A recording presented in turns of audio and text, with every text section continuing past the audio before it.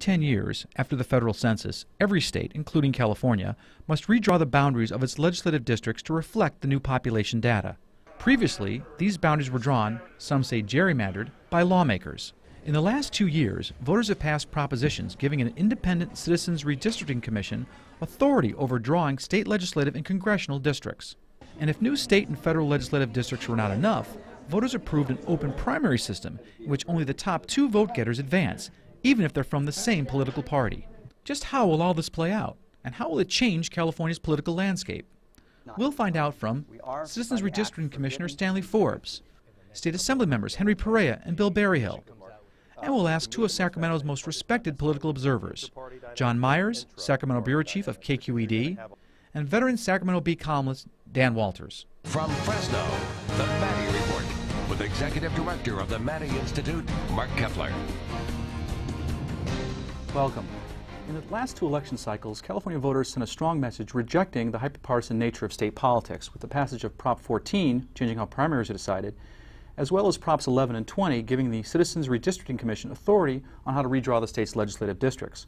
Our guest is a member of the Citizens Redistricting Commission, Commissioner Stanley Forbes. Welcome to the Maddy Report. Thank you. I appreciate the opportunity to be here. Well, redistricting might sound a little dry to some folks. Why should our viewers care? Well, at first blush, I can understand that. But the essence of our democratic system is how we are represented. And are we fairly represented? And are we effectively represented? The way the lines have been drawn, at least in the last election, I think prevented that from happening. In many ways, I mean, the districts are basically safe for the party, so there's no accountability because you can't vote anybody out of office, practically speaking. And also, who represents you depends on what kind of benefits you get, what kind of taxes you have to pay, what kind of regulations you have to comply with. So who gets picked to hold office really pretty significant. Exactly. In the past, what is it? Instead of the voters selecting the legislator selected the voters. Is that how it worked? That's right, exactly. And that was one of the quotes in Prop 11. Okay. I know I had seen that somewhere. Mm-hmm. All right. What about the timeline for the Commission's work? Could you lay out the timeline for us on what's going to be done? Yes. This week we're going to finish our public input meetings. And this week being? This week. May through Thursday of this week. Okay. Because the show is going to be May 26th. Okay. Going to be airing, so I'm make sorry. sure our viewers May understand. 26th. Then our first draft maps will come out on June the 10th. Okay. Then we'll go back to the public again throughout all the state and get people's reaction. And then we'll have another set of maps out July the 1st. We'll go make another circuit through the state, getting final comments, and then we'll approve the final maps on July 26th. July 26th, and then it says the deadline is August 15th then for that's correct. Final approval. Under the Constitution, that's correct. We've got the commission's made up of 14 unelected, and therefore some would say unaccountable commissioners who are going to create district boundaries. How are we going to be sure that you're going to be doing this in the voters' best interests? Well, I would argue that today there is no accountability anyway. When legislators create districts which they cannot lose, there is no effective accountability through the election process. So I think the choice you really have is between a group of people who have a very distinct self-interest, the politicians, versus a group of people who have been vetted and picked in part because of their ability to be impartial and nonpartisan. And so you have that's your accountability. Those who have vested interest and those who don't. Do we have, the breakdown of the commission, Republicans, Democrats, Independents, how does that look? It's 5 Republicans, 5 Democrats, and 4 declined to state. But what's important, if you watch the dynamic of the group, this is a nonpartisan group. Why do you say that?